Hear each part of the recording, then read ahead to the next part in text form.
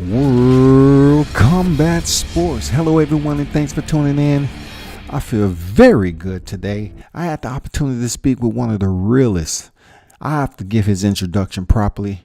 He was, and still is a legend in the sport of boxing, future Hall of Famer, 5-division champion, 8-time world champion. You got to give it up for the one and only James Lights Out Toney. He sat down with World Combat Sports today and we talked it out. And believe me, when James Toney is on the mic is hot. No ifs, ands, or buts about it. The mic is lit. Don't have no dynamite. You know what I'm saying? There's no candle that can hold a light to him. He's a showman. Every time he gets on here, man, he keep it 100, and he's very entertaining and good for boxing, the same he was when he was competing. You got to give him a salute to that. You got to clap it up for that. I'm letting y'all know right now, I did an interview with James Toney, and it was an absolute pleasure to do this interview with him. You know, he could have did more. He could have been somewhere else. You know, he the big dog. He grip and grin photos with some of the big dogs on the in the community. So yeah, I was privileged. You know what? Right now, I can say that I had an interview with James Toney, one of the legends of the boxing sport that I followed, and I always appreciated how crafty and elusive he was, and the way he's able to delegate his offense, knockout power, face from the tough opponents, didn't care. Walked on fire, so to speak, took all the risk. He don't give a damn. That's a dog, man. That's a damn savage right there. He didn't care.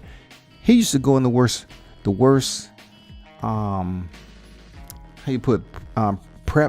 prepared situations for him to win a bout, and he'll go in there and get it done anyway. Quick turnaround on championship bouts. Is that guy. That guy is James Lights Out Toney. Know it. Because when he gets inducted to the Hall of Fame, it's going to be people laughing, rejoicing. It's going to be all the way turned up in there. So y'all enjoy it. Send this man a shout out. Listen to the video. And thank you all for tuning in to World Combat Sports. Much appreciated. Salute to you. Yeah. What's going on, champ? I'm going to do the introduction. Hey, good afternoon, everyone. World Combat Sports. Scotty White here. I have the opportunity and the pleasure to sit down with a boxing legend, future Hall of Famer, 5-division champ, 18-time title holder, the one and only James Lights Out Toney. How you doing, champ? Hey, what's going on, Scott? No doubt. So first of all, I want to know how you've been. I know you retired last year. I want to know how everything been for you and the family. You can let the boxing fans know what's been going on with James Lights Out Toney. Well, James Toney doing a lot of things, a lot of business ventures. Me and my fiance we doing things with cigars, and I have a couple TV shows coming out. I have a reality show coming out. So me and my pop is constantly working on things, and plus me and Mike Tyson's doing a TNT tour over here. Hey, that's great news. I'm surprised they're not doing a full-blown, series on your life story in the ring. Well, first we'll do a docudrama. Well, then that might lead to other bigger, better things. But it's coming, though. Trust me, it's coming. Hey, we'll be looking forward to it, champ. Hey, I wanna jump start by talking about how you got into the sport of boxing. I know you was excelling in another sport prior to transitioning into boxing. Now, what made you make the decision to say, I want to be a full-time boxer and turn pro in '88 to what would be a Hall of Fame career? Well, what happened, to be honest with you, it was the grades. My grades I wasn't keeping my grades in school, so I had to fall back on what I know, which is fighting, boxing. And thank God they worked out for me in a great way. Hey, you looking back on the way you started your career, champ, you had a very limited amateur pedigree. You was 31-2. You didn't have an extensive amateur pedigree, all in the Olympics and everything. Then you came on the scene in 88, turned pro. All the way up to 91, you got your first major championship against a fighter who they sent you in there as the underdog. They sent you in there in his hometown. He was 36-0, a southpaw, and you went in there and knocked him out in the 11th round. I want you to take us back to the moment when the 10th round, when you had just hurt Michael 2-0 in the 10th round. His corner told him, just don't go out there and do anything crazy. You winning? You're smarter than he is. And then in your corner, they said, hey, you need the last rounds. Take us to that moment before you stepped out in the 11th round and knocked him out. I'm gonna take it back further than that. I remember when I first heard about the fight. Reggie Johnson was the number one contender. He didn't want to go. He did not want to go to Davenport and fight Michael Nunn. He didn't want to go. Steve Collins, number 2. He didn't want to go. So I told Jackson, take the damn fight.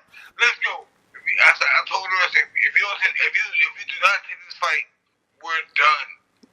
I said, I'm going in to knock his ass out. I promise you. Easy win. And you know, Michael Jordan talking and stuff like that, just talking right in his mouth. I said, okay, boy, I promise you, I'm knocking your ass out. At the weigh-in, you know, he took the chin to his head. I said, I picked him up, and I slammed him on the table. I said, you just again, I'll kill you. And then, that kind of messed me up a little bit because I ain't trained going to blow him out in the first round. I trained him to knock him out, but not early, right?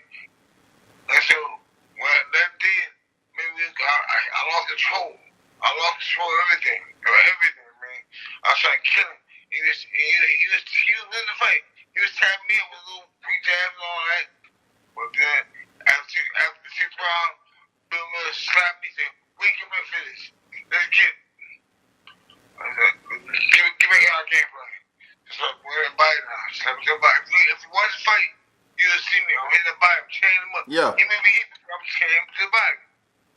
Boy, the 11th round came. I said, I got him. I told Bill, I got it. I said, the 11th round came. He didn't pay the electric bill, and his lights went out. Boom. I called the left hook, followed the right hand. Sleep down. Sleep. It's over. New champ. New dynasty. Hey, you absolutely right, champ. The lights went out. You cracked him first with a left, and then when the ref split him, you cracked him with a right, and that closed the show. I know the look that he had on his face, man, it doesn't seem like he never believed that would happen, that you would knock him out. He had never been stopped before, never been defeated, and you went in there and knocked the man out in the 11th round. I won his hometown. I told everybody, the whole week, the whole time I was there, I told everybody from Davenport, I said, y'all come to a funeral. I'm going to knock your boy out, I promise you. And look what happened. Sleepy time. Hey, what I appreciate about the way you went about business, champ, was the fact that when you won your first major championship, this day and time in this era, they take a belt. They want to go on vacation. They want to climb the mountain and play instruments and go take yoga. You turned around in 7 weeks and went back and defended your middleweight title against Reggie Johnson. No more contender. Actually, it was 6 weeks. Wow. 6 weeks. I fought Reggie Johnson. Reggie was a hell of a fighter, good fighter. But he was tough. But I figured him out and I won the fight. You know, I suffered a knockdown. Basically, I slipped, but you know, they called it a knockdown. But it is what it is. But I got up. He said it right. Usually, if you drop somebody, you gonna go after him. Yeah. He ran from. I put the bees on him. Like the Ghetto Boy said, put them 5th word bees on him. You know what I'm saying? Yeah, all day. I had fun. And then I came back, I beat him. You know, I suffered a bad cut. So I had to pull upon the fight. I came back and fought in Italy 2 months later. And smashed the dude. And then came back 6 Smokey Slater and fought Mike McCallum. Yeah. And what boxing fans need to know, James Toney, since the inception of his career, he fast-tracked. When he picked up a title, the next couple of weeks, you're going to find him back in the ring fighting a top contender. Not any average person that was low on the rank. He was fighting top contenders. So when you picked up the middleweight strap, champ, and you went up there and defended like 5 or 6 times, you got to a point where you couldn't make 160. So now you're getting to the point of saying, okay, it's time for me to move up to super middleweight. You went up to super middleweight.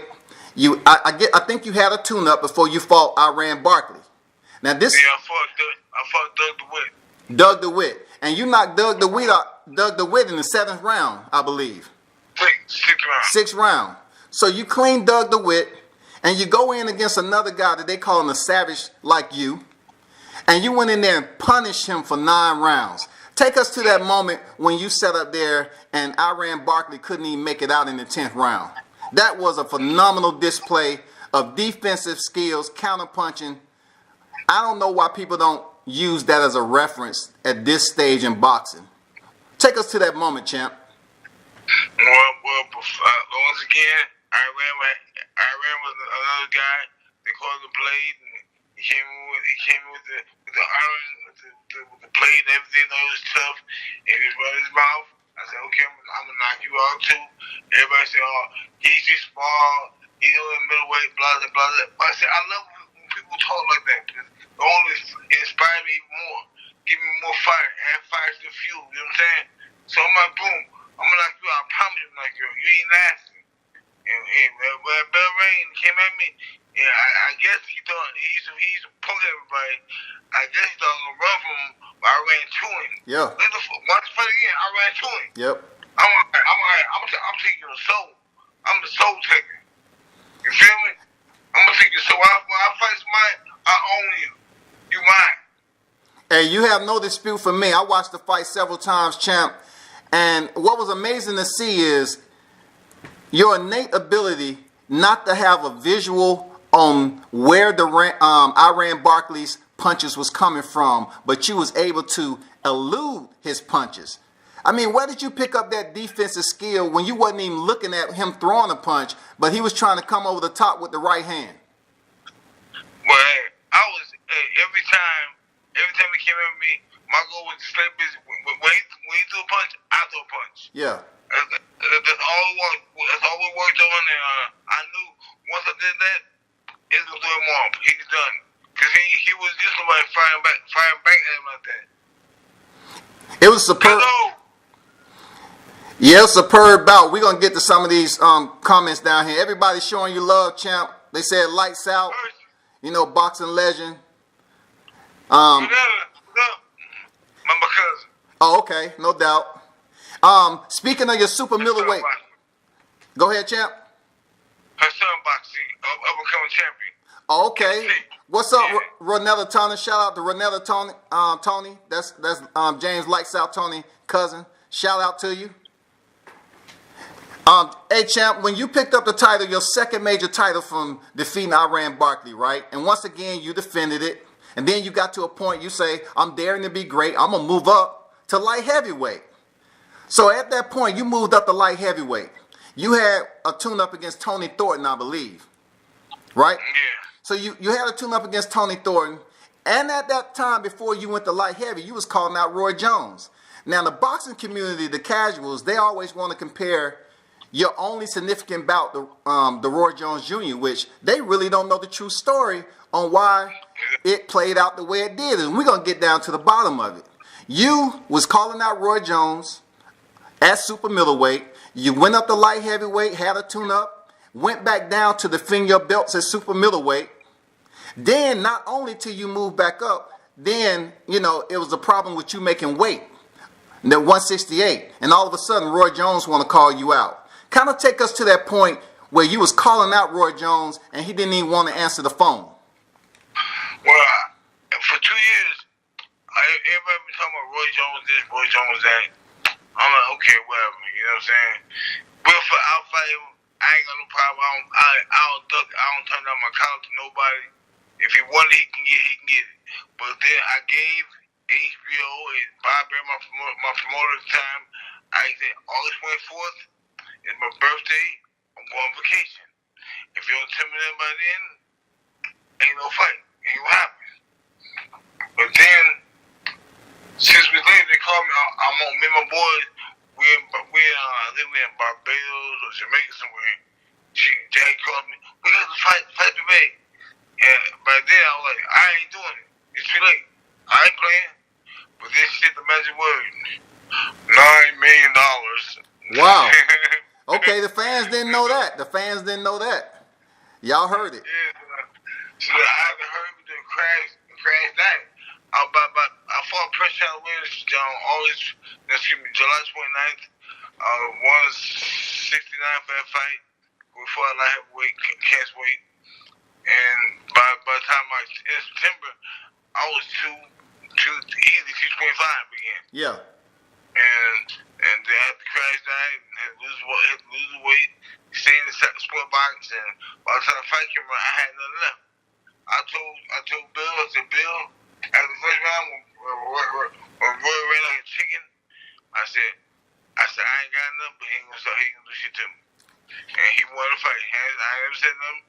And he never offered to give me a rematch. He gave Tyro a rematch. He gave Bernardo a rematch. Because you know why? He know I'm the supreme. Even though I was in the great shape I should have been, he knew I had definitely skill and a whole bunch of power. He didn't want to see this. Absolutely. This something that he didn't want. I'm telling you. And you see what Tim Littles is the same kind of fighter he is. I destroyed him in 4 rounds. Easy. I made him cry.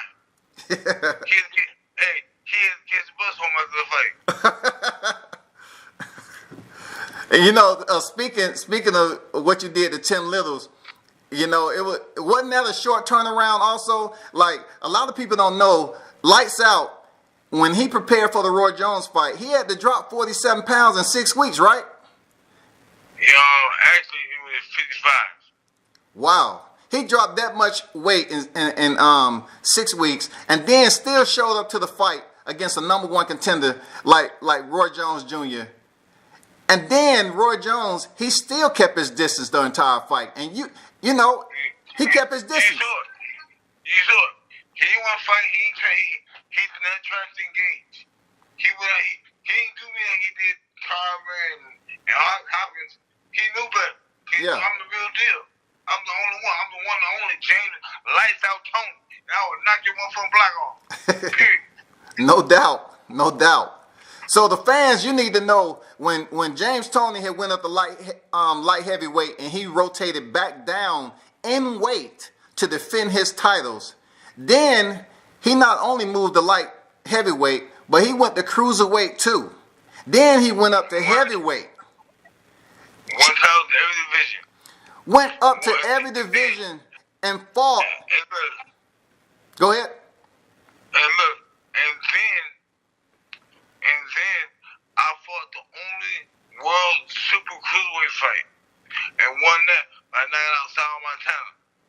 Super cruiserweight division is short, it's now gone, but I won that world title too. Tell us about the time you was filming the Joe Frazier movie, and in the process, the movie wasn't even over. Didn't you take a title fight in between the Joe Frazier movie for the IBO championship and went back there and defeated him and then went back to film? That was actually the IBA World Super Cruiserweight Championship. I took the fight in between the filming, went to gym, went to film, everything, same process. I got ready, did my thing, because I had to do what I had to do. You know what I'm saying? That's what happened. We did to be great. Hey, absolutely. Hey, that's what I wanted to talk about, Daring to Be Great, champ, because you fought 20 times in a 3-year span, right? Didn't you have like 20 fights in 3 years or something like that? I turned pro. In October 26, 1988. By the time I fought Michael Nunn, I had 26 fights. Wow. 2 years later.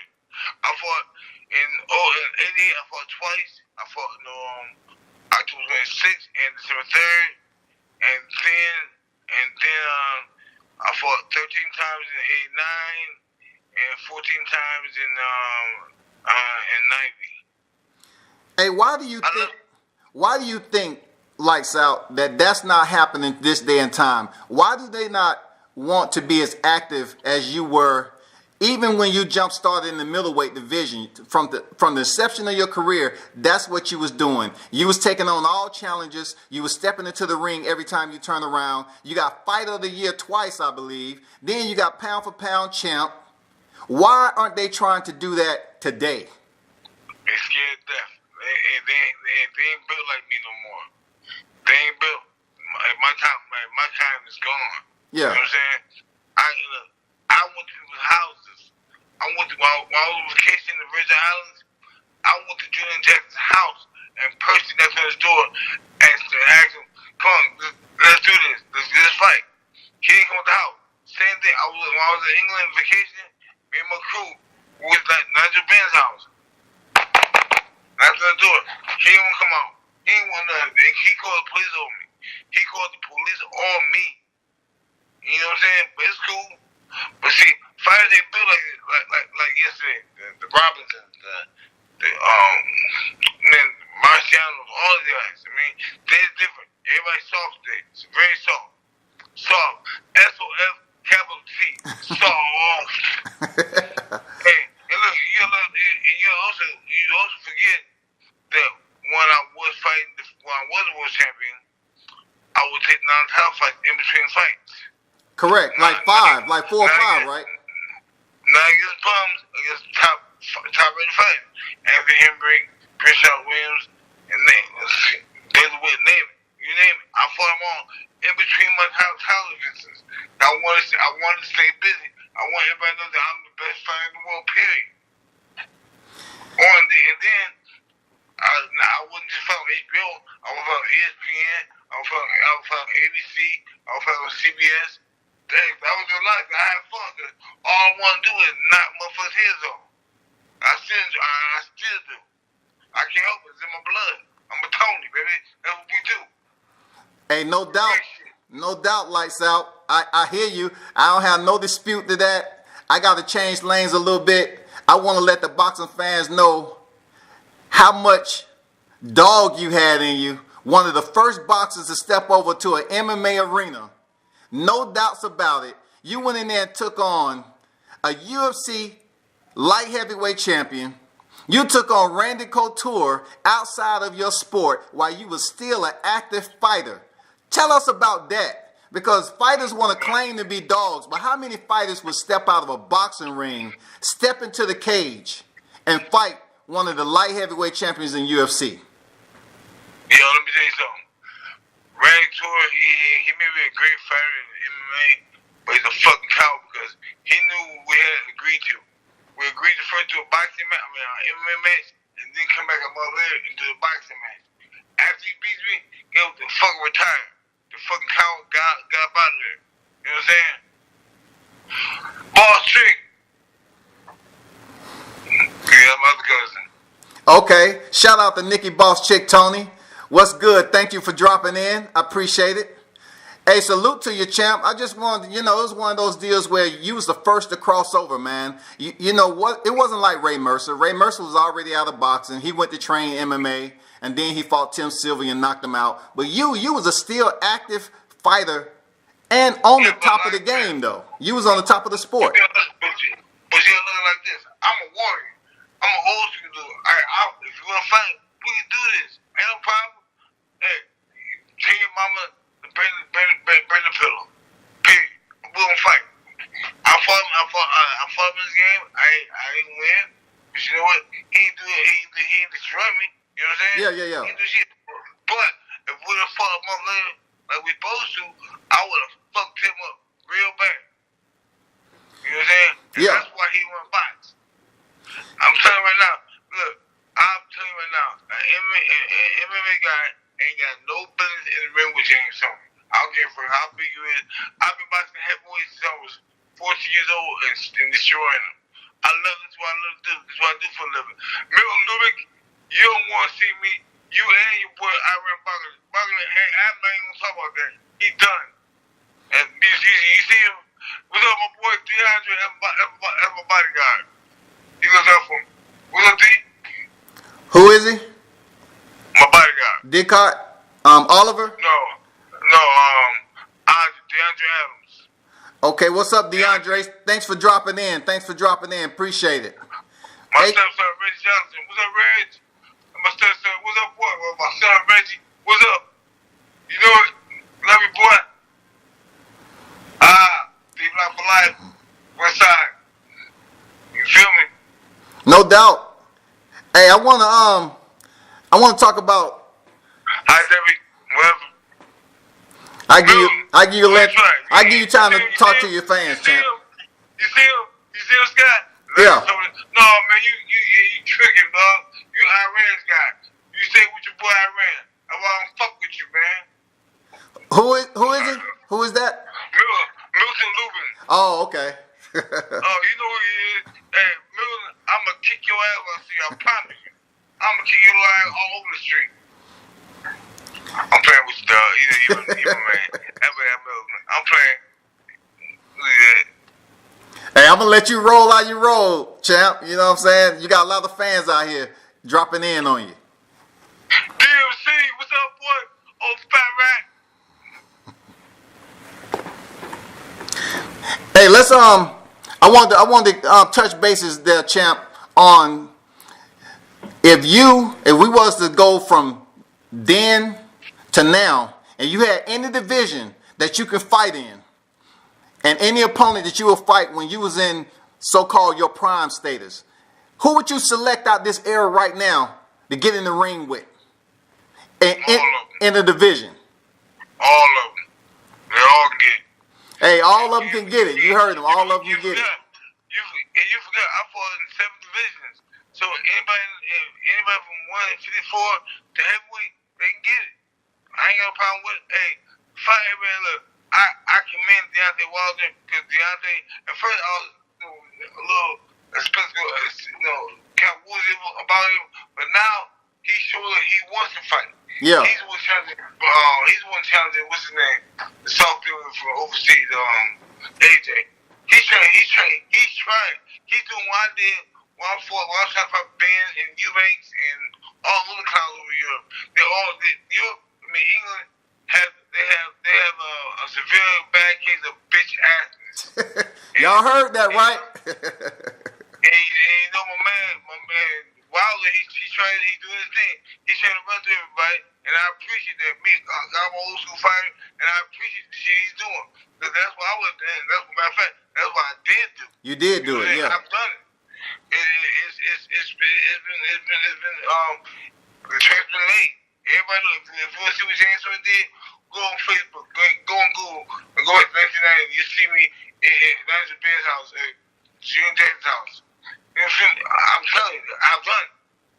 I'm that motherfucker. I'm that guy.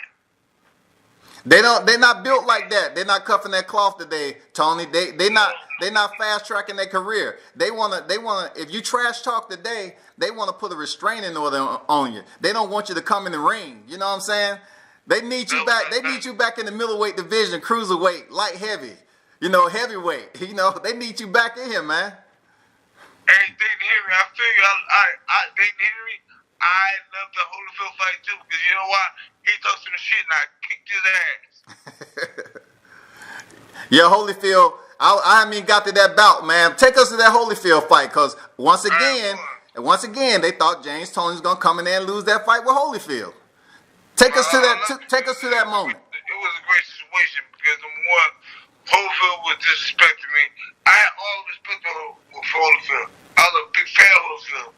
I was a huge fan of Holyfield. But then when he got up on that podium and said, "Well, James, continue to fight," I said, "What?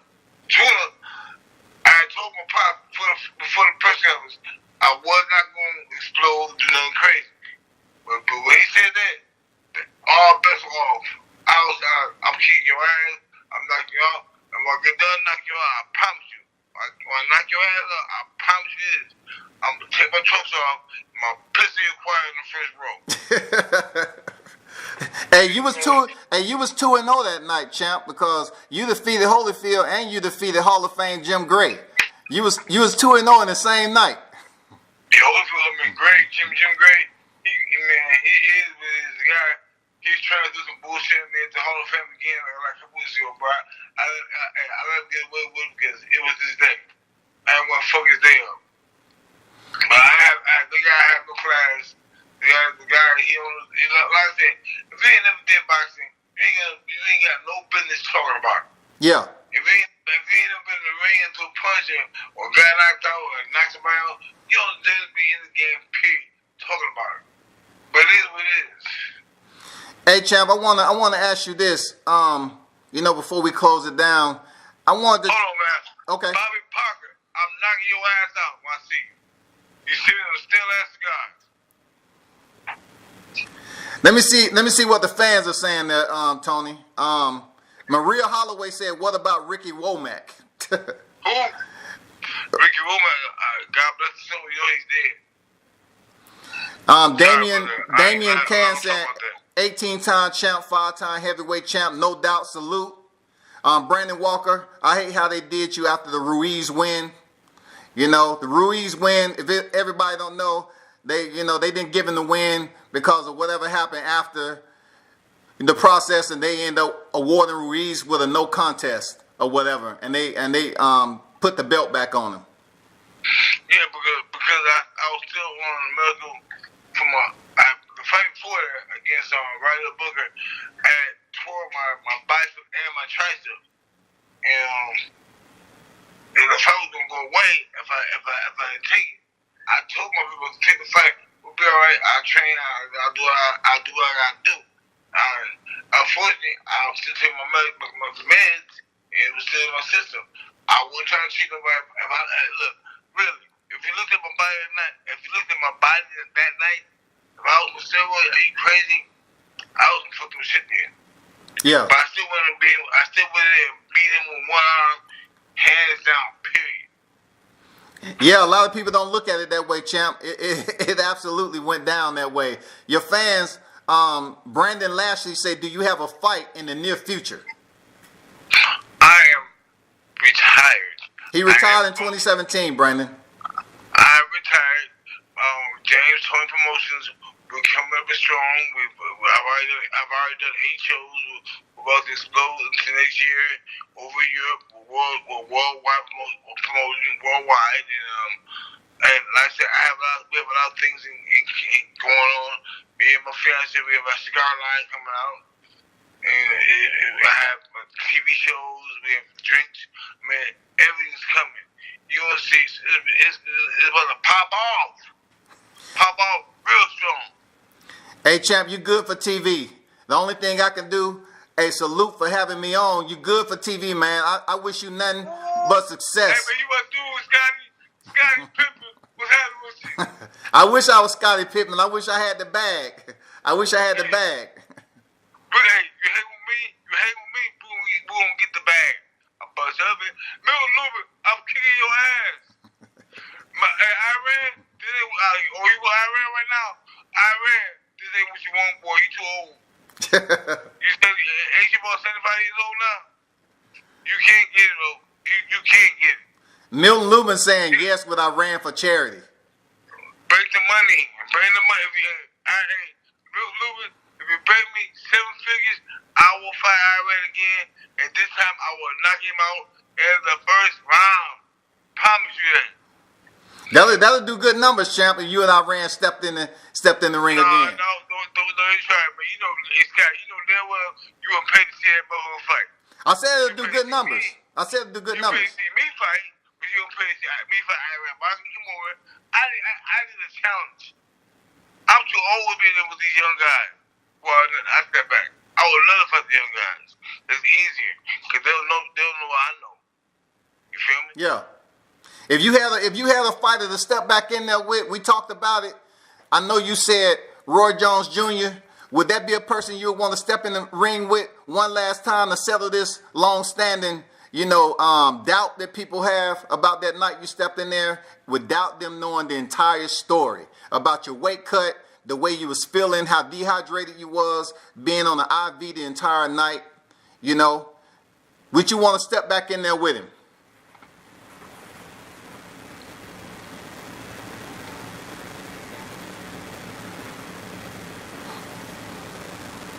Let me see, he went out for a second.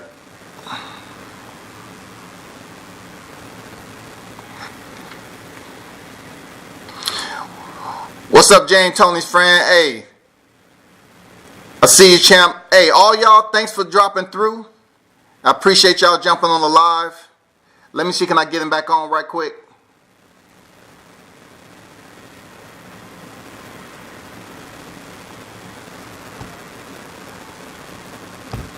Thank you all for the support. I appreciate it. World Combat Sports. Hey, make sure you tune in. I'm going to try to get some more interviews as it go along. Let me try to get James Toney back on here. I don't know what happened. He dropped out.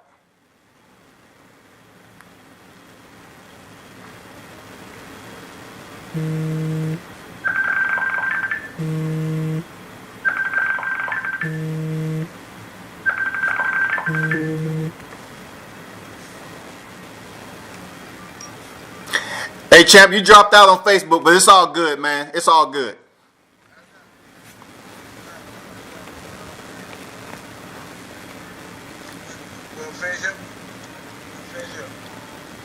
Hold on for a second. I'm trying. Can you hear me? I can hear you good. Okay.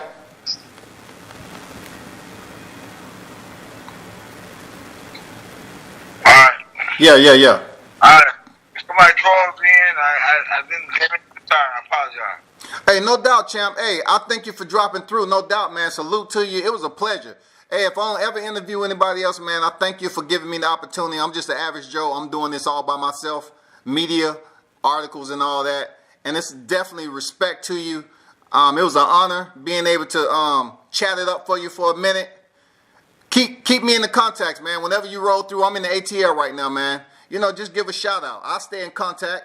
Thank you for looking out. Yes, sir. Hey, salute to you, champ. Salute, baby. All right, thank you.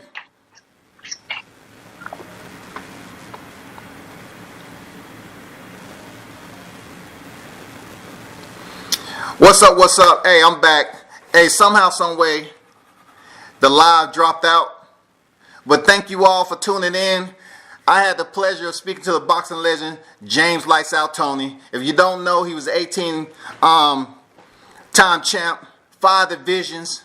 I mean, the man did it all. He had a fast track like you wouldn't believe. It's just not duplicated at this day and era. You know what I'm saying? The man did it all. From the time he kicked down and opened the curtains and staged a phenomenal Hall of Fame career in 1988 to his first title shot in 91. Then he went on from there, fast tracking, title defenses, then stepping up and contending against top challengers. I'm talking about fighting through adversity. He did it all. He did the damn thing. He's good for boxing then, and he would have been absolutely phenomenal with boxing today. If we had social media back there when James Toney was lit and turned up, it would be a whole different melody. You wouldn't have fighters up here talking about, well, I want to get a restraining order. You ain't coming in the ring. You ain't doing this. No. When you talk about one of the king of trash talkers, it was James Toney. And you got to give him respect. The man is a legend. He's a future Hall of Famer. The man had over 90-some fights. You got to give it up to him. 77 victories, 10 defeats, 47 knockouts. Come on. And he fought a couple dozen times in a 3-year span. How do we see that this day and time? To answer that, you don't. You don't see that type of activity from a fighter that's facing world-class top contenders. It just wasn't his fight with Roy Jones that defined him as a fighter. For those of you casuals that believe that one single fight was all it was, you need to do more research. The man fought who's who. He would win a title, then turn around and fight somebody in less than a month. But you have fighters up here saying, I need 8-week training camp. I need 9 weeks. I need 10 weeks. This man used to jump in there and he just got it done. Unbelievable. You know, I appreciate the opportunity to sit down with a legend like James Toney. Absolutely, no doubt about it. You know, he gave me the opportunity. I'm up here World Combat Sports by myself handling business, man. And I'm truly thankful for being able to sit down with a cool cat like James Toney. It would be amazing to have him on the set right now in his prime, contending with middleweights, super middleweights, cruiserweights, light heavies, even heavyweight. Can you imagine that James Toney went in there and stepped, and with the Michael Second and None, the Iran Barkleys, the Tim Littles, the Reggie Johnson. Can you imagine him going up against these fighters, Canelo, Triple G? You want to talk about promo? It don't even come close. No one trash talk the best and went in there and handled business like James Lights Out Toney.